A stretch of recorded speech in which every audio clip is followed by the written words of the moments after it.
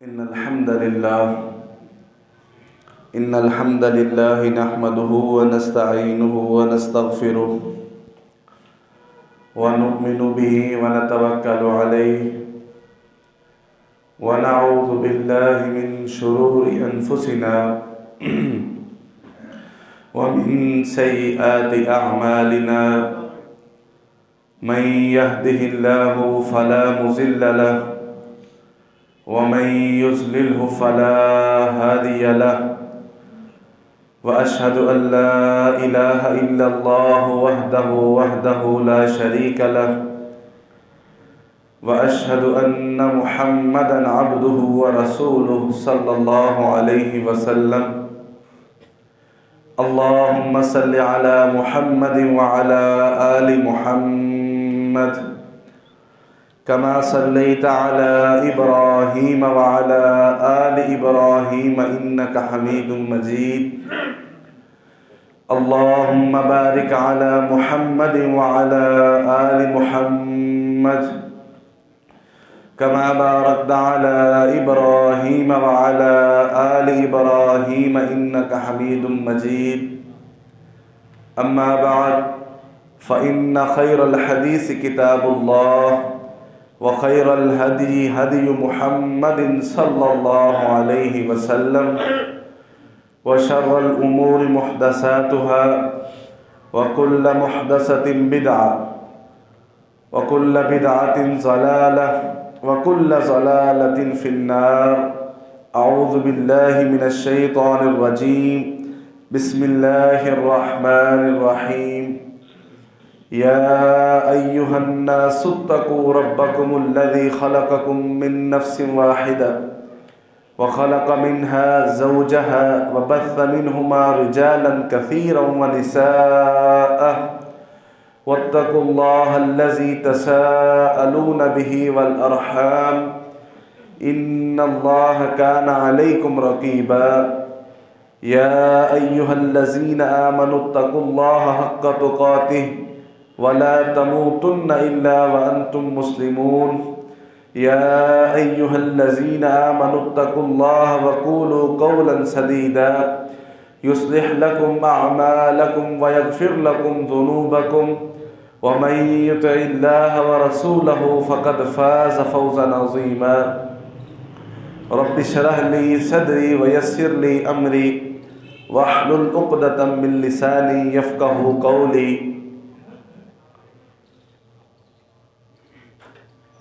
قابل احترام معزز سامعین و سامعات، اللہ ہم سب کا خالق و مالک ہے۔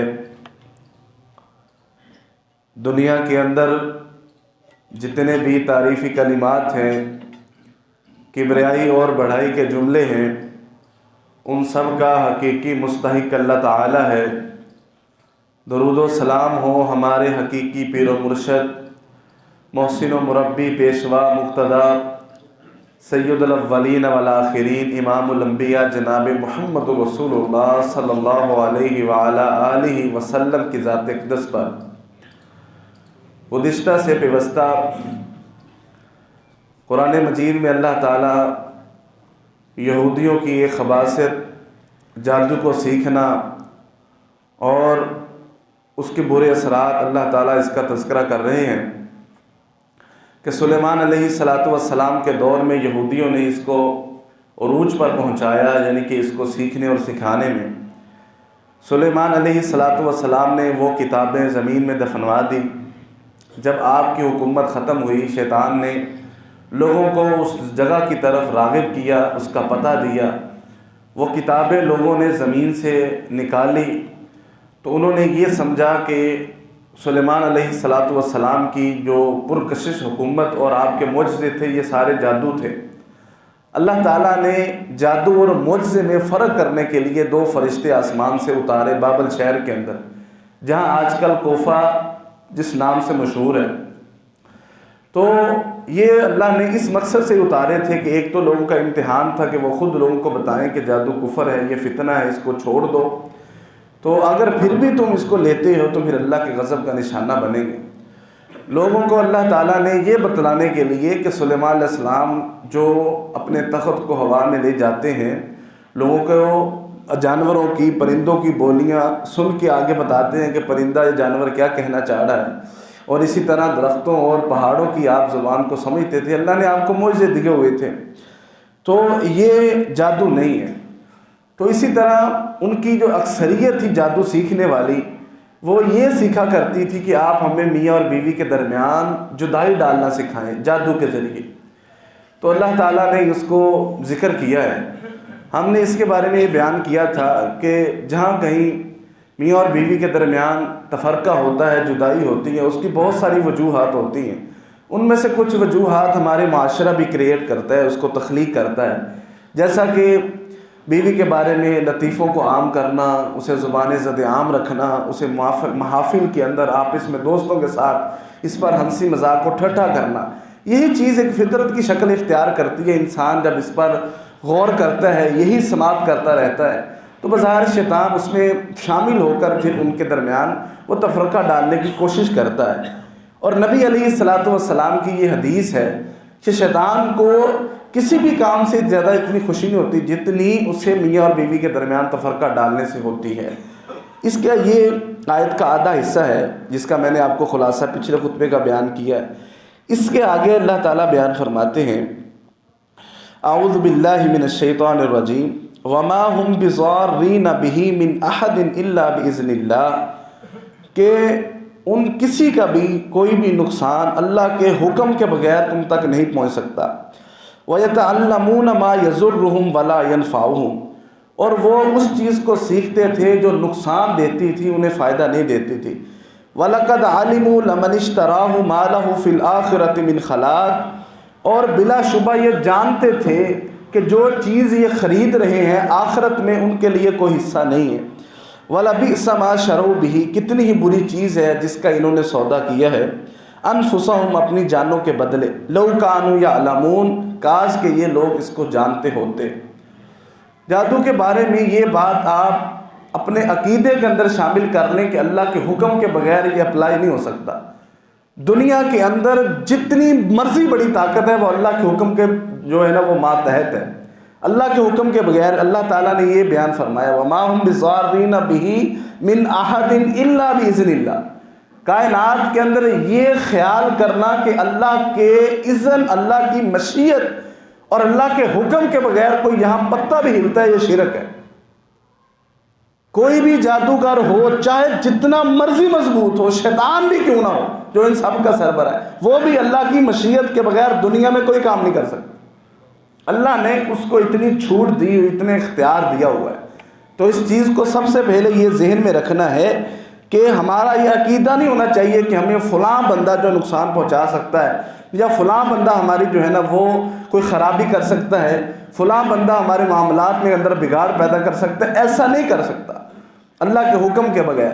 جناب عمر بن خطاب رضی اللہ عنہ جلیل القدر صحابی ہیں، خلیفہ دوم ہیں، مسلمانوں کے عظیم کمانڈر ہیں، سپہ سالار ہیں، ان کی تاریخ بڑی روشن ہے۔ یہ اپنے دور حکمرانی کے اندر بیت اللہ کے قریب آئے، وہاں پر گئے ہوئے تھے، تو بیت اللہ کے قریب آ کر آپ نے حجر اسود کو بوسہ دیا۔ چونکہ آپ حکمران تھے اور آپ کی ایک مشہوری اس وقت زمین کے اوپر سب سے زیادہ تھی کہ وہ عمر بن خطاب ہے، 22 لاکھ مربع میل پر اسلام کا پرچم آپ نے لہرایا۔ تو لوگ دیکھ رہے ہیں، آج بھی ایسا ہوتا ہے کہ کوئی بڑا آدمی، وزیر اعظم، کوئی اور بھی بڑی سیٹ والا کہیں ایک جگہ پر ہو تو جو وہ کام کرے گا سارے مل کر اس کو دیکھیں گے کہ یہ کام کر رہا ہے، کہیں پر کوئی افتتاح، کہیں کوئی نماز، کہیں پر کوئی روزہ، کو سارے اس کو غور سے دیکھتے ہیں کہ یہ کس طرح کر رہا ہے، اس کو نوٹ کرتے ہیں، ریکارڈ کرتے ہیں۔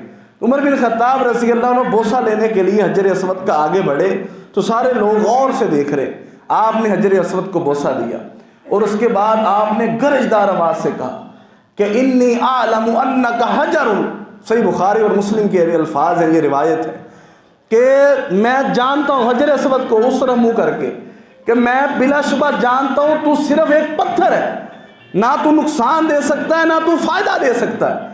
اگر میں نے نہ دیکھا ہوتا کہ رسول اللہ صلی اللہ علیہ وسلم تجھے چوم رہے ہیں، میں تجھے کبھی نہ چومتا۔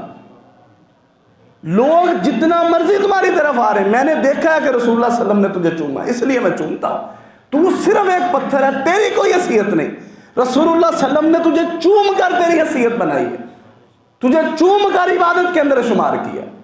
یہ ہوتی ہے عقیدہ توحید، یہ ہوتا ہے نظریہ، یہ ہوتا ہے عقیدہ، اس پر ڈٹ جانا۔ جادو اثر انداز ہوتا ہے، نظر بد بھی ہوتی ہے، لیکن اللہ کے حکم سے ہوتی ہے، اللہ کے حکم کے بغیر نہیں ہو سکتی۔ کائنات کے اندر دو طرح کے کام ہوتے ہیں، ایک ہوتی ہے اللہ کی مشیت، وہ ہر چیز کے اندر ہے، یعنی کہ اللہ کی اجازت۔ ایک ہوتی ہے اللہ کی رضا، وہ ہر چیز میں نہیں ہوتی۔ یعنی کہ مثال کے ذریعے سمجھیے، دنیا مکہ کے اندر نا رسول اللہ صلی اللہ علیہ وسلم نبی بنے جب، مکہ کے اندر دو پاورفل شخصیات تھی جن کے ذریعے سے اسلام کا نفاذ مضبوط کیا جا سکتا تھا۔ ایک تھا عمر بن ہشام جسے ابو جہل کہتے ہیں، اور ایک تھے عمر بن خطاب رضی اللہ۔ رسول اللہ صلی اللہ علیہ وسلم نے آپ کو اسپیسیفک نہیں کیا، خاص نہیں کیا کہ اے اللہ مجھے عمر بن خطاب دے دے، آپ نے دعا کی ہے کہ اے اللہ یا عمر بن ہشام دے دے یا عمر بن خطاب دے دے، دونوں میں سے جو تجھے پسند ہے ایک دے دے، میں نے اسلام کی تبلیغ کرنی، مجھے پاور چاہیے، زمینی حقائق کے مطابق زمین کے اوپر پاور چاہیے۔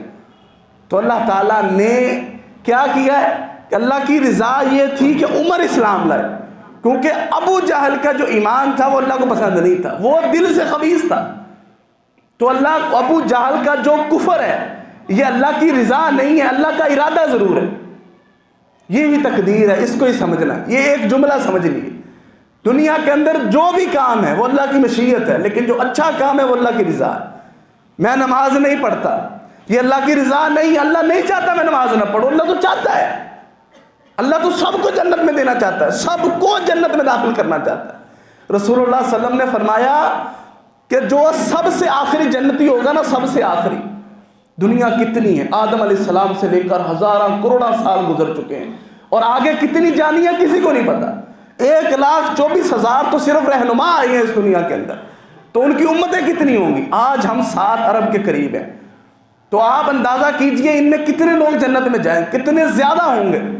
جو آخر میں جنت جائے گا نا، رسول اللہ صلی اللہ علیہ وسلم نے فرمایا جب اللہ تعالیٰ اسے جہنم سے نکال کر جنت میں داخل کریں گے نا، تو وہ ایک لمبی ساری حدیث ہے، اس کا آخر یہ ہے کہ اللہ تعالیٰ اس بندے کو کہے گا کہ آپ اب بے فکر ہو کر جنت میں داخل ہوں، آپ کے لیے اللہ تعالیٰ نے جنت میں 10 دنیا جتنا حصہ رکھا ہوا ہے۔ دنیا کتنی بڑی ہے، کوئی ایک بندہ بھی دنیا میں نہیں ہے 7 ارب میں سے جو کہے میں نے پوری زمین دیکھی ہوئی ہے، کوئی ایک بندہ بھی جو کہے کہ میں نے زمین ساری دیکھی ہوئی ہے، ساری عمر بھی لگا لے تو یہ کیسے دیکھی جائے گی؟ ساری عمر کو 50-60 سال لگانے پڑیں گے، لمبا عرصہ صرف اس کو دیکھنے کے۔ تو جو سب سے آخری جنتی ہے اس کے بعد جنت میں کوئی داخل نہیں ہوگا، اس کو اللہ تعالیٰ دنیا 10 دنیا جتنی جگہ جنت کے اندر دیں گے، سب سے آخری کو۔ تو متقی، پرہیزگار، شہداء، صالحین، صدیقین، انبیاء، ان کا ساتھ دینے والے، مکرم فرشتوں کے ساتھ دینے والے، ان کو کیا کیا ملے گا؟ اللہ تعالیٰ یہ چاہتے نہیں ہیں، یہ مائنڈ سیٹ نہیں ہونا چاہیے، اور اللہ کی مرضی کہ اللہ چاہے گا تو نماز پڑھ لے، غلط بات ہے۔ امتحان میں کوئی کہتا ہے کہ ممتحن چاہے گا تو میں لکھ لوں گا، ایگزامینر چاہے گا تو میں جواب دے دوں گا، ایگزامینر تو چاہتا ہے آپ جواب دیں، وہاں باہر لکھ کے تھوڑی لکھایا ہو کہ سارے بچے فیل ہو جائے، میں یہ چاہتا ہوں۔ امتحان تو اس لیے نا کہ آپ کو ایک گریڈ آگے کرنا ہے، ایک کلاس آگے کرنا ہے، اللہ چاہتے ہیں، لیکن اللہ نے آپ کو یہاں پر با اختیار بنایا، اِنَّا هَدَيْنَاهُ السَّبِيلَ إِمَّا شَاكِرًا وَإِمَّا كَفُورًا۔ اللہ کہتے ہیں ہم نے رستے کی رہنمائی کر دی، اب چاہے تم کافر ہو جائے چاہے تم مسلمان ہو، مطلب کہ شکر کرنے والے یا کفر کرنے والے، یا انکار کرنے والے بن جاؤ یا اقرار کرنے والے، یہ تمہاری مرضی، فیصلہ اللہ نے ادھر کرنا ہے، حساب اللہ نے ادھر لینا ہے۔ تو یہ نہیں ہونا چاہیے، ہم جو نیکیاں کرتے ہیں وہ اللہ کی رضا ہے، اللہ چاہتے ہیں کہ ہم نیکیاں کریں، لیکن جو ہم گناہ کرتے ہیں وہ ہوتے اللہ کے حکم سے ہیں، لیکن اللہ چاہتے نہیں ہیں۔ یہ اللہ کی مشیت ہے کہ دنیا کے اندر جو بھی کام ہوتا ہے یہ اللہ کی مشیت ہے، لیکن دنیا کے اندر جو اللہ کی مرضی کے مطابق ہوتا ہے وہ اللہ کی رضا ہے۔ جیسا کہ ہمارا ایمان، ہماری عبادات، ہمارے اخلاق، ہمارا اچھا کردار، ہماری نیکیاں، دین کا، اسلام کا پھیلنا اور ہمارا اس کے اندر کردار شامل ہونا، یہ ساری اللہ کی رضا ہے۔ تو اس کے اندر یہ سمجھ لینا چاہیے کہ دنیا کے اندر عقیدہ سب سے بڑی چیز ہے، اور عقیدہ کیا ہے؟ اللہ کی مرضی کے بغیر دنیا کے اندر کوئی کام نہیں ہوتا۔ اور یہ جادو بھی نہیں ہو سکتا، یہ سب سے پہلے سمجھنا ہے۔ اس کے بعد ہم کچھ چیزیں ذکر کرتے ہیں کہ جس سے جادو، جنات، شیاطین، یہ شیاطین انسانوں میں بھی ہوتے ہیں، یہ جو ہے نا وہ من الجنت والانسان، من الجنت والناس، انسانوں اور شیاطین ان میں جنیں بھی ہوتے ہیں، یعنی کہ خباثتیں دونوں طرف ہوتی ہیں۔ تو ان سے بچاؤ کے لیے شریعت کے اندر جو ہے نا وہ بہت ساری چیزیں ہیں، تو ہم نے اس کو خاص طور پر جمع کیا ہے آپ کے لیے۔ آپ اسے دھیان سے سنیں، ان پر عمل کریں، انشاءاللہ اللہ پر توکل رکھیں، اللہ تعالیٰ اس سے محفوظ رکھیں گے ان معاملات سے۔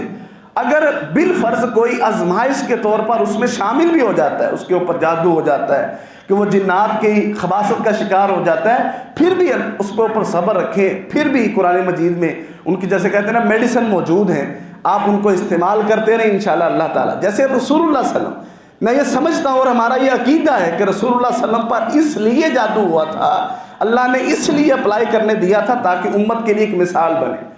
اگر ایسا معاملہ ہو، آپ بھی کچھ دن اس کا شکار رہے تھے اور اس کے بعد آپ کو بتایا گیا تھا اس کا علاج، وہ بھی قرآن مجید کی صورتیں ہیں، اس کے ذریعے آپ کے اوپر سے جادو ختم کیا گیا تھا، یعنی کہ ہمارے لیے اس کے اندر بھی اسوہ موجود ہے۔ تو سب سے پہلی بات یہ ہے کہ آپ نے عقیدہ صحیح رکھنا ہے، جیسے میں نے آپ کو سمجھایا ہے۔ اس کے اوپر اگر کسی کا اور بھی سوال ہو، اس کو سمجھ نہ آ رہی ہو، وہ جمعے کے بعد ہم سے پوچھ لے، اسے پھر بھی سمجھا دیں گے انشاءاللہ۔ اس کے بعد ہے کہ تقوی اختیار کریں۔ تقوی اللہ تعالیٰ قرآن مجید میں فرماتے ہیں وَإِن تَصْبِرُوا وَتَتَّقُوا لَا يَضُرُّكُمْ كَيْدُهُمْ شَيْئًا، کہ اگر آپ تقوی اختیار کریں گے، صبر کریں گے، تو اللہ تعالیٰ آپ کے ارد گرد کے ساری جو مشکلات ہیں اس کو دور کر دیں گے۔ تقوی صرف یہ نہیں ہوتا کہ میں کہوں جی میں تقوی والا ہوں، اعمال سے ثابت کرنا پڑتا ہے، اعمال تقوی والے کرنے پڑتے ہیں۔ ابن مسعود رضی اللہ عنہ نے اپنے قرین کے ساتھ جو ہے نا وہ گفتگو کی ہوئی ہے، تو انہوں نے پوچھا کہ آپ اس قدر جو ہے نا پست کیوں ہیں، مجھ پر حاوی کیوں نہیں ہوتے؟ تو انہوں نے کہا، اس قرین نے، وہ جن ہوتا ہے جو ہر انسان کے ساتھ ہوتا ہے، تو اس نے کہا کہ اے عبداللہ، آپ کے اعمال نے مجھے جو ہے نا وہ اتنا کمزور کر دیا کہ میں آپ کے اوپر حاوی نہیں ہو سکتا۔ یعنی کہ آپ کے اچھے اعمال، اچھا کردار، وہ آپ کا اتنا اعلیٰ ہے کہ میں آپ کے اوپر کبھی بھی حاوی نہیں ہو سکتا۔ کیونکہ آپ عبداللہ بن مسعود رضی اللہ عنہ کے بارے میں، آپ ایک درخت پر چڑھے ہیں، صحیح بخاری کی روایت ہے، مسواک اتارنے کے لیے، تو صحابہ نے آپ کی نا بریک پنڈلی دیکھ کر مسکرا پڑے، ہوتا ہے نا دوستوں کے اندر آپس میں مسکرا پڑے، تو رسول اللہ صلی اللہ علیہ وسلم نے کہا کیوں ہنس رہے ہو؟ کہا حضرت جی عبداللہ کی پنڈلی دیکھیں، بریک سی پنڈلی ہے۔ نبی علیہ السلام نے فرمایا یہ بریک پنڈلی ترازو کے ایک پلڑ میں رکھ دیں اور احد پہاڑ ایک پلڑ میں رکھ دیں تو احد پہاڑ اوپر کو اٹھ جائے گا، یہ پنڈلی اتنی وزنی ہے۔ یہ عبداللہ بن مسعود کیوں اتنی وزنی ہے؟ اعمال کے اعتبار سے اتنے وزنی کہ ان کے اعمال احد پہاڑ بھی ان کے وزن کا مقابلہ نہیں کر سکتا۔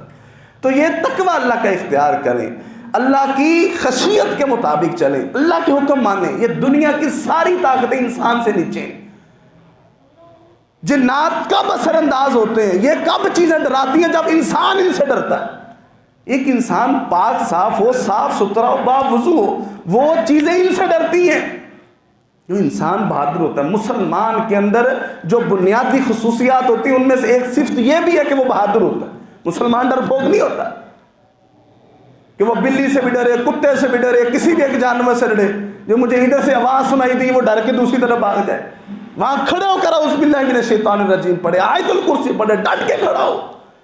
جنات جب دیکھتے ہیں کہ وہ ڈر کے بھاگ گئے، انسان ڈر گیا ساڈے کو، وہ خوش ہوتے ہیں اس بات سے۔ اللہ کا تقوی اختیار کریں، اعمال کے اندر بہتری لے کے آئیں، اللہ تعالیٰ اس میں یہ بھی مددگار ہوتا ہے۔ تیسرے نمبر پر بھروسہ اللہ پر رکھیں کہ اللہ پر آپ یقین رکھیں کہ مجھے کوئی بھی چیز اللہ کے حکم کے بغیر نقصان نہیں پہنچا سکتی۔ نبی علیہ الصلوۃ والسلام قرآن مجید کے اندر آپ یہ فرماتے ہیں وَمَن يَتَوَكَّلْ عَلَى اللَّهِ فَهُوَ حَسْبُهُ، کہ جب بندہ اللہ پر کامل بھروسہ رکھتا ہے اللہ تعالیٰ اس کو کافی ہو جاتا ہے، اللہ تعالیٰ اس پر کافی ہو جاتا ہے۔ اس کی 1000 مثالیں میں آپ کو دے سکتا ہوں کہ جس بندے نے اللہ پر بھروسہ رکھا ہے اور اللہ تعالیٰ اس کو کافی ہو گیا، چاہے وہ رزق کا معاملہ ہو، چاہے وہ تکلیف کا معاملہ ہو، چاہے وہ کسی اور چیز کا معاملہ ہو، جب بندہ اللہ پر، اور یہ یاد رکھیں یہ انسان اس کا پیمانہ نہیں کر سکتے کہ بندہ اللہ پر کتنا بھروسہ رکھتا ہے، یہ صرف انسان کا دل کا معاملہ ہے۔ اللہ تعالیٰ دل کو دیکھتا ہے کہ دل کے اندر یہ بندہ مجھ پر کتنا بھروسہ رکھتا ہے، یہ مجھے آزماتا نہیں۔ ایسے نہیں کرنا چاہیے کہ ہم اس سوچ میں پڑ جائیں کہ اللہ تعالیٰ میرا فلاں کام کس طرح کریں گے، میں یہ دیکھنا چاہتا ہوں، میں یہ سمجھنا، یہ نہیں، یہ اچھی بات نہیں۔ اللہ ہمارا خدا ہے، ہمارا رب ہے، مالک ہے، رازق ہے، قابض ہے۔ مالک کا مطلب یہ ہوتا ہے کہ ہم اس کی پروڈکٹ ہیں، وہ جس طرح مرضی چاہے ہمیں یوز کرے۔ پروڈکٹ کا کام ہے مالک کو فائدہ دینا، نہ کہ مالک کا کام ہے پروڈکٹ کو فائدہ دینا۔ میں یہ مائک خرید کے لایا ہوں، اب اس مائک کا کام ہے کہ میری آواز کو یہ زیادہ دور تک پہنچائے، نہ کہ یہ مائک مجھ سے تقاضا کرے کہ یہ حضرت صاحب مجھے روز نہ روز کچھ دیں۔ اس کو سمجھیے، ہم اللہ کے لیے کیا کر سکتے ہیں، صرف اس پر زور دیجئے۔ میں اللہ کے لیے عبادت کر سکتا ہوں، اللہ کا نام کس طرح اونچا کر سکتا ہوں، میں اللہ کے لیے کس طرح اللہ کا نام اس دنیا کے اندر بلند کر سکتا ہوں، اللہ کی توحید کے لیے، اس کے دین کے لیے۔ ان الدین عند اللہ الاسلام، کہ جو رب کو دین پسند ہے میں اس کے لیے کیا کر سکتا ہوں۔ اسی لیے اپنے رب پر بھروسہ رکھیے کہ اپنے رب پر، آپ کا رب آپ کو وما کان ربک نسیا، میرا رب بھولتا نہیں ہے، اسے پتا ہے کہ جو جتنا عمل کرے گا کس کو کتنا دینا ہے۔ مالک یوم الدین ہے، نا انصافی نہیں کرے گا۔ بھروسہ رکھیے، عمل کرتے جائیے، تقوی برقرار رکھیے، اللہ تعالیٰ ضرور اس کا پھل دے گا۔ اسی طرح یہ ہے کہ ہمیں شیطان سے پناہ مانگتے رہنا چاہیے۔ نبی علیہ الصلوۃ والسلام اللہ کے نبی ہیں اور انبیاء کے سردار ہیں۔ کائنات میں آپ جیسی کمال ہستی اللہ نے نہ پیدا کی تھی آپ سے پہلے، نہ آپ پیدا کرے گا، نہ اس وقت موجود تھی۔ آپ ہر نماز کے اندر یہ دعا کیا کرتے ہیں، اللہم انی اعوذ بک من عذاب القبر واعوذ بک من عذاب جہنم واعوذ بک من فتنۃ المسیح الدجال واعوذ بک من فتنۃ المحیا والممات اللہم انی اعوذ بک من المعثم والمغرب۔ اللہ عذاب قبر سے بچا لے، عذاب جہنم سے بچا لے، فتنہ مسیح دجال سے بچا لے، دجال کے فتنے سے، زندگی اور موت کے فتنوں سے محفوظ رکھ۔ پیغمبر ہیں، اس کے لیے ہمیں بتا رہے ہیں۔ اور اس کے علاوہ قرآن مجید کی یہ آیات ہیں، وَقُلْ رَبِّ أَعُوذُ بِكَ مِنْ هَمَزَاتِ الشَّيَاطِينِ۔ اللہ کہہ رہے ہیں کہ پیغمبر آپ کہیے کہ اے میرے رب، میں تیری پناہ میں آتا ہوں شیطان کی وسوسوں سے، وَأَعُوذُ بِكَ رَبِّ أَن يَحْضُرُونَ، اور میں اس چیز سے بھی پناہ میں آتا ہوں کہ وہ میرے پاس حاضر ہو جائیں۔ کتنی جامع دعا ہے۔ جب انسان اس چیز ایسی دعاؤں کو ہمیشہ پڑھتا رہتا ہے، اذکار کے اندر شامل رکھتا ہے، کہ انسان جب ذکر کرتا ہے، امام ابن القیم رحمہ اللہ فرماتے ہیں، اور اللہ تعالیٰ بھی قرآن مجید میں فرماتے ہیں کہ جو بندہ ذکر کرتا ہے اور جو نہیں کرتا، ان کی مثال اس طرح کہ ایک زندہ دوسرا مردہ ہے۔ اللہ کا ذکر کرنے والا، اللہ کو یاد رکھنے والا اس طرح جیسے وہ زندہ ہے، اور اللہ کو نہ یاد رکھنے والا، اللہ کا ذکر نہ کرنے والا اس طرح گویا کہ وہ مردہ ہے۔ جب ہم اللہ کو نہیں یاد کریں گے، اللہ تعالیٰ کس طرح اپنی رحمتیں ہم پر برسائیں؟ ہمیں ذوق نہیں ہے، جب ہمیں شوق نہیں ہے کہ اللہ تعالیٰ ہم پر رحمتیں برسائے، تو اللہ کس طرح برسائیں؟ صرف یہ کہہ دینے سے کہ میں مرضیاں اپنی کروں، اور کبھی کبھار یہ کہہ دوں اللہ بڑا غفور الرحیم ہے۔ جی ہم نے کیا کیا ہے؟ اپنے کام میں سے کیا کیا؟ اگر ہم پیپر کے اندر لکھیں کچھ نہ اور ہم یہ توقع رکھیں، خالی چھوڑ کے آ جائیں اور توقع رکھیں گے امتحان، ممتحن بہت نرم دل بندہ ہے، یہ ضرور بس ضرور جو ہے نا وہ نمبر کچھ نہ کچھ دے گا ضرور۔ بھئی ہم اپنی طرف سے محنتیں کریں، اللہ تعالیٰ غفور الرحیم ہے، لیکن جب ہم اپنے پیپر میں کچھ لکھ کر لے کے جائیں، ورنہ صحابہ کرام نے زندگیوں میں کتنی محنتیں کی ہیں، وہ تو نبی علیہ الصلوۃ والسلام کے مخاطب اول ہیں۔ ہم تو ان کی باتیں آپ کو بتاتے ہیں نا کہ انہوں نے ایسے کہا، رسول اللہ صلی اللہ علیہ وسلم نے ایسے کہا، وہ تو سامنے رسول اللہ صلی اللہ علیہ وسلم خود کہتے تھے۔ ان کو یہ بات سمجھ نہیں کہ اللہ غفور الرحیم ہے، قرآن کے پہلے مخاطب اول ہیں، ان کو سب سے پہلے سمجھ آنی چاہیے۔ تو قرآن مجید میں لکھا ہے کہ اللہ تعالیٰ غفور الرحیم ہے، انہ ربی لغفور الرحیم، لہذا عمل کرنے کی ضرورت نہیں۔ وہ جو صرف نماز لیٹ پڑھنے والے کو منافق سمجھتے تھے، صحابہ کرام ان کی اپنی آبزرویشن تھی نا، اپنی ہے، کہتے تھی ہم منافق پکڑنا ہوتا تھا، ہم یہ دیکھتے تھے کہ سلام پھیرنے کے بعد پیچھے اٹھ کر بقیہ نماز کون ادا کر رہا، باقی نماز نہ پڑھنا، عید کی عید مسجد میں آنا، جمعہ کا جمعہ مسجد میں آنا، یہ تو دور کی باتیں ہیں۔ فرض نمازوں کے وقت کہتے ہیں ہم یہ اندازہ کرتے تھے، اس وقت کے منافقین کو بھی نماز پڑھنی پڑتی تھی، اور آج ہم دین کے ٹھیکیدار بنتے ہیں مسجد سے باہر رہ کر فرض نمازیں نہیں ادا کرتے۔ تو فرض نمازیں ادا کرنی چاہیے اور اللہ تعالیٰ سے شیطان کی وسوسوں سے پناہ مانگتے رہنا چاہیے۔ اس کے علاوہ اور بھی یہ دعائیں ہیں، اعوذ باللہ السمیع العلیم، میں پناہ مانگتا ہوں اللہ سے پناہ مانگتا ہوں، میں مدد مانگتا ہوں السمیع العلیم، السمیع جو سننے والا ہے، العلیم جو جاننے والا ہے، من الشیطان الرجیم شیطان مردود سے اللہ کی پناہ پکڑتا ہوں میں، من حمزہ اس کی شرارتوں سے، ونفخہ اس کی پھونکوں سے، ونفثہ اس کی چھیڑ خانی سے۔ یہ کتنی جامع دعا ہے۔ اللہ اگر ہم اعوذ باللہ السمیع العلیم من الشیطان الرجیم من حمزہ ونفخہ ونفثہ، جب انسان اس کا ذکر کرتا رہے گا اور تہہ دل سے ذکر کرتا رہے گا، یہ سوچ کر کہ اللہ تعالیٰ مجھے شیطان، جنات، یہ ان بری چیزوں سے محفوظ رکھے، اللہ تعالیٰ انشاءاللہ ضرور رکھیں۔ وَمَن يَتَوَكَّلْ عَلَى اللَّهِ فَهُوَ حَسْبُهُ، جب انسان توکل، بھروسہ، تقوی اختیار کر کے عمل کرتا ہے، انشاءاللہ اللہ تعالیٰ اسے کافی ہو جاتے ہیں۔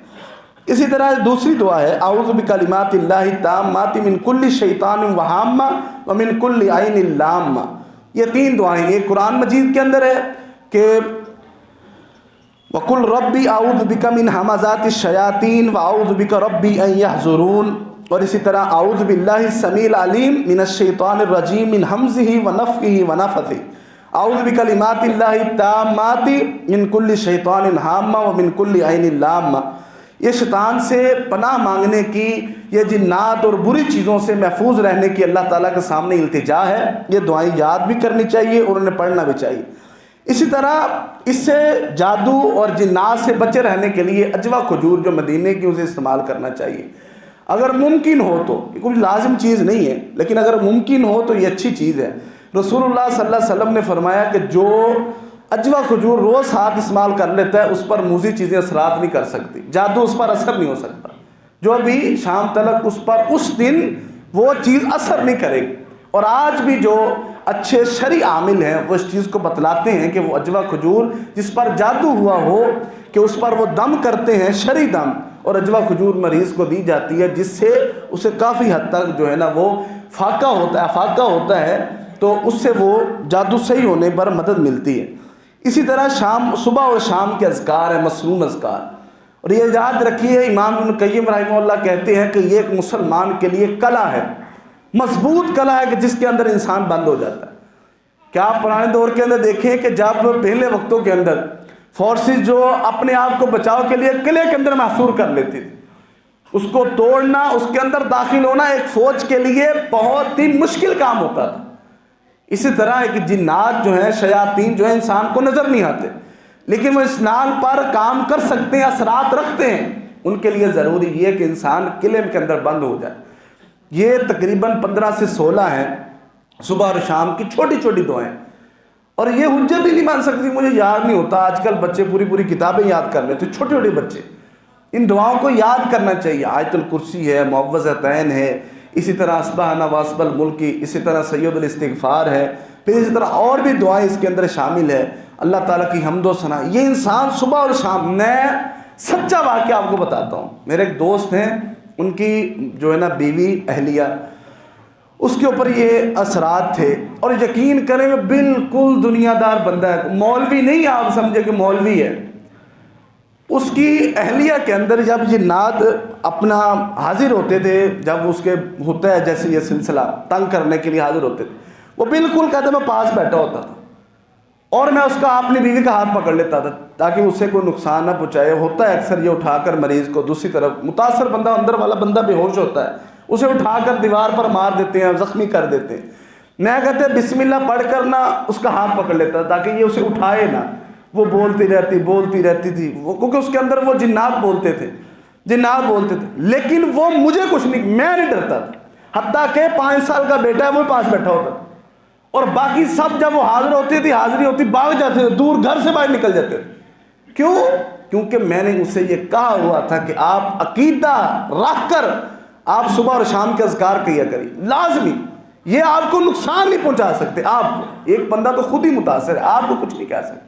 اور ایک دن خود وہ جن نے بول کر کہا، اور یہ اس کو ساتھ تھوڑا سا کبھی کبھار دو بار مذاق کیا کہ اب کیوں نہیں جاتے یہ وہ، اس نے کہا کہ تو اتنا بولتا ہے نا، ایک دفعہ اذکار کے بغیر ہاتھ پکڑ کے دکھا اس کا۔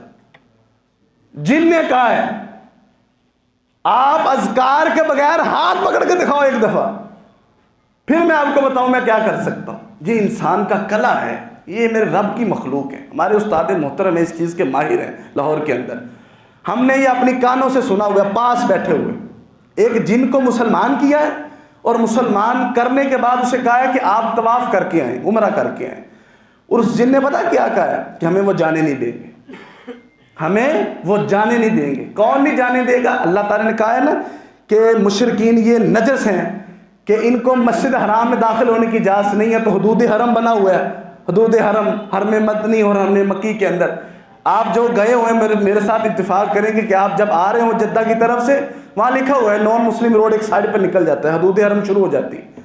اللہ نے ایسا مضبوط نظام بنایا قرآن مجید کا کہ کوئی دوسری مخلوق جن بھی حدود حرم کے اندر اسلام کے بغیر داخل نہیں ہو سکتے۔ یہ اللہ کا نظام قدرت ہے یقین کرنے والوں کے لیے کہ اس جن نے کہا ہے کہ وہ مجھے جانے نہیں دیں گے، وہاں پر جن کھڑے ہوں گے جب تک میں مسلمان نہ ہوں۔ تو استاد محترم کہنے لگے کہ آپ مسلمان ہوں گے، آپ انہیں بتائیے کہ میں اسلام لے آیا ہوں، میں وہاں پر جانا دیتا ہوں، آپ کو جانے دیں گے۔ یہ اللہ کی کامل قدرت ہے۔ جو بندہ ان اذکار کو لیتا ہے، رسول اللہ صلی اللہ علیہ وسلم نے فرمایا جو بندہ اعوذ بکلمات اللہ التامات من شر ما خلق، جو صبح اور شام کے وقت ان کا اس دعا کو چھوٹی سی دعا پڑھ لیتا ہے نا، تو اللہ تعالیٰ اسے اس دن کسی بھی موذی مرض کو اس کے اوپر ہیوی نہیں ہونے دیتے، اس کو شکار نہیں ہونے دیں گے۔ اور اسی طرح بندہ کسی دوسری جگہ میں نئے شہر کے اندر داخل ہوا ہے، نئی بستی کے اندر، یہ دعا پڑھ لے تو اس بستی کے اندر جتنی بھی نقصان دہ چیزیں جب تک وہاں سے نکل نہیں جاتا اسے نقصان نہیں پہنچا سکتی، ایک دفعہ پڑھنے سے اعوذ بکلمات اللہ التامات من شر ما خلق۔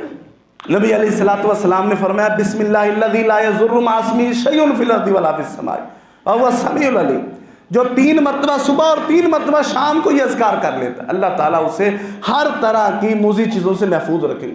یہ دونوں اذکار صبح اور شام کی دعاؤں کے اندر ہے، یہ دونوں اذکار، بالکل چھوٹی سی کتاب، اس کا تو کارڈ ملتا ہے جیب کے اندر رکھنے سے، آپ 1 مہینہ کارڈ سے دے کر پڑھ لیں آپ کو زبانی یاد ہو جائے گی، 1 مہینہ، صرف 1 مہینہ، تا عمر آپ کو زبانی یاد رہیں گی۔ صبح کی نماز پڑھیے، نماز کے بعد کے اذکار کیے، کچھ دیر آپ جو ہے نا وہ اپنا وقت گزار کے پھر ان اذکار کو کیجئے۔ اشراق کی نماز سے وقت سے پہلے سورج نکلنے سے پہلے افضل وقت ہے کہ آپ اس کو کر لیں۔ اسی طرح جب شام، مراد یہ ہے کہ جب عصر کا وقت ہو جائے، عصر کے وقت نماز پڑھنے کے بعد آپ شام کے اذکار کر لیجئے مغرب سے پہلے تو یہ مسنون وقت ہے صبح اور شام کے اذکار کا۔ اللہ تعالیٰ یقیناً یہ ہمارا ایمان ہے، اس سے آپ کو محفوظ رکھیں گے۔ اسی طرح جب انسان اپنے سونے کے لیے بستر پر آئے تو وہ آیت الکرسی پڑھے، آیت الکرسی پڑھے، اللہ لا الہ الا هو الحی القیوم لا تاخذہ سنۃ ولا نوم لہ ما فی السماوات وما فی الارض من ذا الذی یشفع عنده الا باذنہ یعلم ما بین ایدیہم وما خلفہم ولا یحیطون بشیء من علمہ الا بما شاء وسع کرسیہ السماوات والارض ولا یؤودہ حفظہما وهو العلی العظیم۔ یہ سورۃ البقرہ کی ایک آیت ہے اور اس آیت کی بہت سی فضیلت ہے۔ ایک حدیث سناتا ہوں، رسول اللہ صلی اللہ علیہ وسلم نے فرمایا ابی بن کعب رضی اللہ عنہ کو، یہ قاری القرآن ہے صحابہ کرام میں سے، تو انہیں پوچھا کہ ابی بتا قرآن مجید کی سب سے افضل سورت، سب سے افضل آیت کون سی ہے، سب سے افضل آیت کون سی ہے؟ تو انہوں نے کہا جی اللہ لا الہ الا ہو، جیسے کہ بندہ تکا نہیں مارتا تو انہوں نے تکا مارا جی اللہ لا الہ الا۔ نبی علیہ الصلوۃ والسلام نے مسکرا کر کہتے میرے سینے پر ہاتھ مارا کہ ابی تمہیں یہ علم مبارک ہو، اگر تمہیں یہ پتہ ہے نا کہ قرآن مجید کی سب سے افضل آیت آیت الکرسی ہے تو تمہیں یہ علم مبارک ہو پڑھتے رہنے سے۔ یہ بہت ہی جسے کہتے ہیں نا جی ہائیڈروجن دوائی ہے، اتنی مضبوط ہے کہ آپ اسے اپنے اذکار کے اندر شامل ہار رکھیں۔ رسول اللہ صلی اللہ علیہ وسلم نے فرمایا من قرأ آیت الکرسی دبر کل صلاۃ لم یمنعه ای من دخول الجنۃ میں ان یموت، کہ جامع ترمذی کی روایت ہے کہ جو بندہ ہر فرض نماز کے بعد آیت الکرسی پڑھ لے اسے جنت میں داخل ہونے سے صرف اس کی موت نے روکا ہوا ہے۔ جو بندہ فرض نماز پڑھے گا ظاہری بات ہے وہی آیت الکرسی پڑھے گا۔ جو بندہ دنیا کے اندر جنتی والے اعمال کر رہا ہے، جنتوں والے، اس کو یہ مخلوقات، یہ ساری خبیث چیزیں کیسے نقصان دے سکتی؟ بندہ یہ خود ڈر پھونک نہ ہو، تھوڑا سا مرد مجاہد ہونا چاہیے، تھوڑا سا وہ شجاعت اور بہادری اس کے اندر ہونی چاہیے، عقیدہ مضبوط ہونا چاہیے، یہ چیزیں نقصان نہیں پہنچا سکتی کسی بھی طرح کی۔ اسی طرح سورۃ البقرہ کی تلاوت کرنی چاہیے. بڑی مشہور حدیث ہے، نبی علیہ الصلوۃ والسلام نے فرمایا جس گھر کے اندر روز سورۃ البقرہ کی تلاوت ہوتی ہے اس گھر کے اندر شیطان داخل بھی نہیں ہو سکتا، اس کے اندر داخل بھی نہیں ہو سکتا. ان لوگوں کے اوپر عمل کرنا، ان کو نقصان پہنچانا تو دور کی بات ہے. اس گھر کے اندر سورۃ البقرہ کی تلاوت ہوتی. اور ہمارا یہ المیہ ہے کہ ہمارے قرآن مجید کتنا عرصہ ہو گیا ہو کہ ہم نے انہیں ہاتھ بھی نہیں لگایا ہو. تو ہمیں یہ شکوہ ہے کہ ادھر مینوں آوازاں سن دیاں تے ادھر مینوں آوازاں سن دیاں. آوازیں تو سنے گی نا. عبداللہ ابن مسعود رضی اللہ عنہ کیوں نہیں سنتی تھی؟ عمر بن خطاب رضی اللہ عنہ اور کتنے ایسے صحابہ کرام تھے. آج بھی کتنے ایسے لوگ ہیں ڈر ہو کے چلتے پھرتے ہوں گے. لوگ کہتے ہیں جی رات کو قبرستان جانا، کیوں نہیں جانا چاہیے جی؟ کیا ہوتا ہے وہاں پر؟ دن کو نہیں چاہیے، ایسے نہیں گزرنا چاہیے جی. کیوں نہیں گزرنا چاہیے؟ کوئی شرعی مسئلہ ہے؟ مسئلہ ہے کہ جب ہمارا شریعت کے اوپر عمل نہیں ہے پھر تو روڈ سے بھی نہیں گزرنا چاہیے. وہاں پر بھی ہوتے ہیں، ہر جگہ پر موجود ہے، انسان کے اپنے ساتھ موجود ہے، پھر تو کہیں بھی نہ جانا چاہیے. اور جو اذکار کیے ہوتے ہیں، جو عمل کرتے ہیں، جنہیں پتہ ہے کہ ہم صحیح ہیں، نہیں نقصان، پھر ان کے قریب کوئی نہیں آتا، ان کے قریب بھی کوئی نہیں پھٹکتا. یہ اپنے اپنے عمل کی بات ہے، یہ اپنے یہ رویوں کی بات ہے. جب ہم اللہ کے، یہ ساری چیزیں شریعت سے ثابت ہیں، شریعت کے اندر ہے. دعائیں قرآن مجید کے اندر دعائیں، حدیث کے اندر دعائیں، کہ آپ ان کو اپنے عمل کے اندر شامل رکھیں، اللہ تعالیٰ آپ کی حفاظت کرنے والے ہیں. اسی طرح یہ ہے کہ جب آپ بستر کے اوپر جائے تو سونے سے پہلے سورۃ البقرہ کی آخری 2 آیت کی تلاوت کی. آخری 2 آیت، لا یکلف اللہ نفسا الا وسعها، یہاں سے شروع ہوتی ہیں. اور یہ بڑی پیاری آیت ہیں، ان کا مفہوم بڑا پیارا ہے کہ انسان جیسے کہتا ہے نا جی یہ میں سرنڈر ہو گیا جی. اللہ تعالیٰ کہتے ہیں جی جس کا جتنا کیپیسٹی ہے نا اس سے زیادہ میں بوجھ نہیں ڈالتا. جب اللہ کے سامنے ہم اعتراف کریں، ایک بادشاہ ہو اس کے سامنے کہیں کہ آپ کی بادشاہت، اس میں تو ہم فقیر ہیں جی، آپ جو کریں گے ہمارے اوپر وہی منظور. بادشاہ کتنا خوش ہوتا ہے. تو ہم اپنے اللہ کو کہیں کہ لا یکلف اللہ نفسا الا وسعها، اے ہمارے مالک آپ کسی کی استطاعت سے زیادہ اس پر بوجھ نہیں ڈالتے. ہم سے بوجھ اٹھا لے، گناہوں کا بوجھ اٹھا لے، قرض کا بوجھ اٹھا لے، پریشانیوں کا بوجھ اٹھا لے، بدعات کا بوجھ اٹھا لے. ہماری نیت میں جو جو چلتا جائے گا اللہ تعالیٰ اس پر اپنی کرم نوازی کریں گے. ہمیں پتہ گل تو اس پر عمل ہونا چاہیے نا کہ ہم اس کو پڑھیں سوتے وقت. اور ہم سوئے ایسے کہ کانوں میں ہینڈ فری لگی ہوئی ہے اور اندر میں ٹھا ٹھو چلتی پئی ہے، تو پھر ہم ویسے ہی سو گئے تو ہمارا پھر رفیق سفر کون ہے؟ ہمارا رفیق سفر کون ہے؟ پھر آپ خود اس کا اندازہ کریں. میں ٹی وی دیکھ رہا ہوں، ٹی وی میں کوئی ننگی پھلنگی نظر آ رہی ہے مجھے، وہی ہوتی ہے یار، کوئی بھی چیز دیکھ لو ننگی پھلنگی نظر آئی، آپ اس کو دیکھتے دیکھتے ہماری آنکھ لگ گئی ہے. ہاں میں سگریٹ پی رہا ہوں جی، بڑا جی اندے بغیر زندہ نہیں رہ سکتا، ڈاکٹر نے کہا جی پھر تم مر جائے گا. جب سگریٹ نہیں تھی لوگ کیسے زندہ رہتے تھے؟ عجیب بہانے ہیں جی. ہوں تو جی بڈھے ہو گئے جی، بڈھے. ابو ایوب انصاری بڑھاپے کے اندر اسلام لے کے آئے. رسول اللہ صلی اللہ علیہ وسلم کی بشارت سنی تھی کہ جو قسطنطینیہ پر میری امت کا پہلا گروہ قسطنطینیہ پر حملہ کرے گا اللہ نے مجھے آج ہی معاف کر دیا، آج ہی معاف کر دیا. تو جب قسطنطینیہ پر جانے لگے ہیں صحابہ کرام تو یہ بوڑھے تھے، چل بھی نہیں سکتے تھے، کہتے تھے میں نے جانا ہے.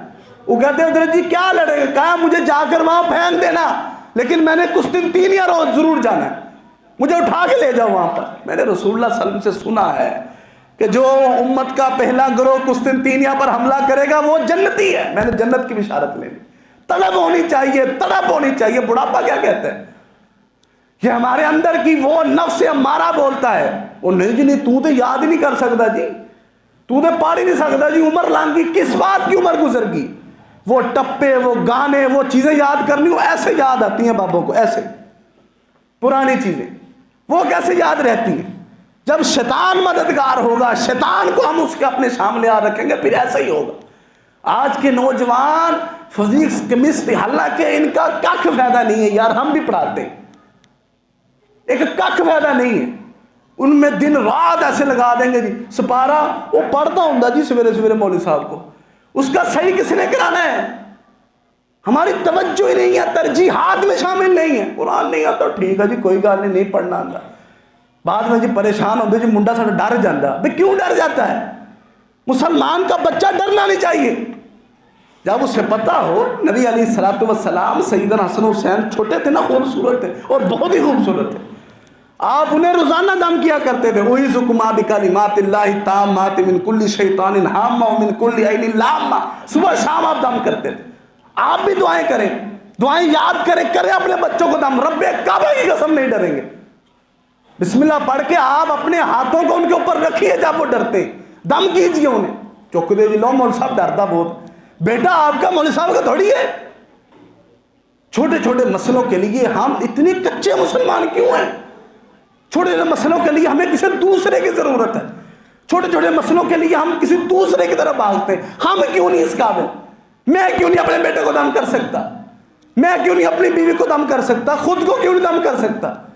اٹھا کے بھاگ جاتے۔ جب ہمارا تعلق ہی نہیں ہوگا تو پھر ہم نے بھاگ کے اس کی طرف جانا ہے کہ جس کا تعلق کس چیز کی طرف ہوگا؟ تو ہمیں یہ سمجھنا اور سوچنا چاہیے۔ اسی طرح جو ہے نا، جب آپ سونے لگے، رسول اللہ صلی اللہ علیہ وسلم کیا کرتے تھے؟ اپنے ہاتھوں کے اس طرح کرتے تھے، اس طرح ہتھیلی بناتے تھے، اور آپ اس پر تینوں کل پڑھتے تھے، سورۃ اخلاص قل هو اللہ احد، سورۃ الفلق قل اعوذ برب الفلق، سورۃ ناس قل اعوذ برب الناس، یہ تینوں صورتیں پڑھتے تھے۔ ان پر آپ پھونکتے تھے، اس طرح کرتے تھے، پھر آپ اس کو پہلے اپنے چہرے پر ملتے تھے، پھر اس کو اپنے سر پر مل کر، پھر آپ لیٹے لیٹے ہی جب آپ بستر پر لیٹے تو جتنی ظاہری جگہ ہوتی تھی سب پر آپ اپنا ہاتھ دے، ظاہری جگہ جدھر جدھر آپ کا ہاتھ آسانی سے جا سکتا ہے ٹانگوں تک، تو آپ 3 مرتبہ یہ دم کرتے تھے۔ یہ دم ہے سونے کا۔ جب آپ نے شیطان سے پناہ مانگ لی، اللہ کی وحدانیت کا اقرار کر لیا، موت بھی آ جائے یقین کریں آپ توحید کے اوپر ہیں۔ اس سے اچھی کون سی موت ہے کہ آپ اللہ کے اذکار کرتے کرتے، اللہ کا ذکر کرتے کرتے سو جائے۔ سیدہ عائشہ رضی اللہ عنہا بیان فرماتی ہیں کہ جب رسول اللہ صلی اللہ علیہ وسلم قریب الوفات تھے نا، جب آپ کا رحلت کا وقت قریب تھا تو آپ شدید بیماری کی حالت میں تھا۔ وہ خیبر کے وقت یہودیوں نے آپ کو زہر کھلایا تھا، اس کی تکلیف ایک بیماری کی تکلیف تھی۔ تو میں کیا کرتی تھی؟ میں یہی سورۃ الفلق اور سورۃ الناس پڑھ کے نا آپ کے ہی ہاتھ پر بھوک دیتی، اور آپ کا ہی ہاتھ آپ کے بدن کو، اس امید کے ساتھ کہ یہ برکت والا ہاتھ ہے، اللہ تعالیٰ اس سے کچھ آرام مہیا کریں گے۔ تو میں آپ دیکھیں کہ آپ وہ ان کے نزدیک یہ سب سے بڑا علاج ہے، سیدہ عائشہ رضی اللہ عنہا کے نزدیک، اور رسول اللہ صلی اللہ علیہ وسلم اس کو سن رہے ہیں اور آپ اس کی اجازت بھی دے رہے ہیں، کیونکہ نبی کے اوپر ایسا کام ہو ہی نہیں سکتا جو غیر شرعی ہو اور جو ضروری نہ ہو، اور رسول اللہ صلی اللہ علیہ وسلم کے اوپر وہ ہاتھ پھیر رہی کہ آپ اللہ تعالیٰ اس سے شفا دیں۔ آپ بھی سیکھیے، آپ بھی اللہ کے قریب ہیں، آپ بھی اللہ کے بندے ہیں، میں بھی اللہ کا بندہ ہوں، ہم سب اللہ کی مخلوق ہیں۔ اس امید کے ساتھ، اس توکل کے ساتھ، اس یقین کے ساتھ، اس بھروسے کے ساتھ اللہ کا ذکر کیجئے۔ اور بھی کچھ ہے انشاءاللہ، ہمارا یہ وقت ختم ہو گیا، آئندہ خطبے کے اندر اس کو شامل کریں گے۔ ان چیزوں کو میں دہرا دیتا ہوں جو میں نے آج جو آپ کے سامنے بیان کی ہے۔ عقیدہ درست رکھیں، اللہ کے حکم کے بغیر کوئی بھی آپ پر اثر انداز نہیں ہو سکتا۔ اگر کوئی اثر انداز ہو گیا ہے، اللہ کا حکم شامل حال تھا اور آپ کی اس میں آزمائش ہے، اس آزمائش پر پورا اتریے، صبر کریے، اللہ تعالیٰ ضرور نکال لیں گے۔ اس کے بعد یہ ہے کہ تقوی اختیار کریں دوسرے نمبر پر، کہ آپ شریعت پر عمل کریں، نمازیں پوری پڑھیں، اذکار پورے کریں، اللہ کے حکموں پر چلیں، حرام سے بچنے کی کوشش کریں، صاف ستھرے رہا کریں، کپڑے ہوں، جسم ہو، اور یقین کریں باوضو رہا کریں، کوشش کریں باوضو رہنے کی۔ انشاءاللہ آپ کی یہ موذی چیزیں قریب نہیں آئیں گی۔ تیسرا یہ ہے کہ آپ اللہ پر بھروسہ رکھیں کہ اللہ تعالیٰ آپ کے ساتھ ہیں۔ آپ اللہ سے مانگتے رہیے، اسی سے مانگتے رہیے، مسلسل مانگتے رہیے، پڑے رہیے۔ اللہ تعالیٰ کہتے ہیں یا ایھا الناس انتم الفقراء الی اللہ، اور لوگوں تم سب رب کے فقیر ہو، اور فقیر کا کام ہے کہ وہ پڑا رہتا ہے، جب ملے گا تب جائے گا، پڑا رہے، خوشنودی کے ساتھ پڑا رہے۔ اس کے بعد یہ کہ شیاطین سے پراپر مسلسل اس کی پناہ، اللہ کی پناہ مانگتے رہیں شیاطین سے۔ اس کی میں نے دعائیں بتائی ہیں، وَقُلْ رَبِّ أَعُوذُ بِكَ مِنْ ہَمَزَاتِ الشَّيَاطِينِ، یہ قرآن مجید کی آیت ہے، وَأَعُوذُ بِكَ رَبِّ أَن يَحْضُرُونِ، اور اسی طرح اعوذ باللہ السمیع العلیم من الشیطان الرجیم من ہمزہ ونفخہ ونفثہ۔ اسی طرح یہ ہے کہ اگر ممکن ہو تو اجوا کھجور جو مدینے کی ہے وہ استعمال کریں۔ اسی طرح صبح و شام کے اذکار کریں، یہ لکھے ہوئے ہیں، نیٹ سے مل جاتے ہیں، ان کی ایپس بنی ہوئی ہیں، ان کے کارڈ چھپے ہوئے ہیں، یہ حصن مسلم نامی کتاب کے اندر موجود ہے۔ یہ 40 روپے کی صرف پوری کتاب آتی ہے، اس کے اندر ساری شرعی دعائیں لکھی ہوئی ہیں، صرف 40 روپے کی، جتنے کہ آج کل کو اچھے کھانے کی چیز نہیں آتی، اور وہ مستقل پوری زندگی کے لیے کتاب آ جائے گی۔ اور اسی طرح سورہ سوتے وقت اور فرض نماز کے بعد آیت الکرسی ہمیشہ لازمی پڑھا کریں۔ سورۃ بقرہ کی گھر تلاوت کیا بھی کریں، گھر تلاوت اس کو چلائے بھی کریں، اپنے بچوں کو بھی شامل کریں۔ اسی طرح سوتے وقت جو ہے وہ سورۃ البقرہ کی آخری 2 آیات تلاوت کیا کریں. سوتے وقت وہ معوذتین سورہ اخلاص شامل کر کے اس کا دم بھی کیا کریں، 3 دفعہ یہ عمل کیا کریں. اور کسی بھی نئی جگہ پر جائیں تو اعوذ باللہ، نئی جگہ سے مراد نیا کوئی بستی ہو، کوئی دوسرا شہر ہو، کوئی دوسرا ملک ہو، وہاں پر پہلا پاؤں رکھتے وقت اعوذ بکلمات اللہ التامات من شر ما خلق یہ لازمی دعا پڑھ لیا کریں. یہ پیشگی وہ جو ہے نا وہ احتیاطی دعائیں ہیں جو آپ کو ان چیزوں سے دور رکھتی ہیں. انشاءاللہ جو بقیہ ہوں گی وہ آئندہ خطبے سے جو ہے نا اس میں اندر بیان کریں گے. اللہ تعالی ہمیں صحیح معنوں میں باعمل مسلمان بنائے. اللہ ہم سے راضی ہو. وآخر دعوانا الحمدللہ رب العالمین.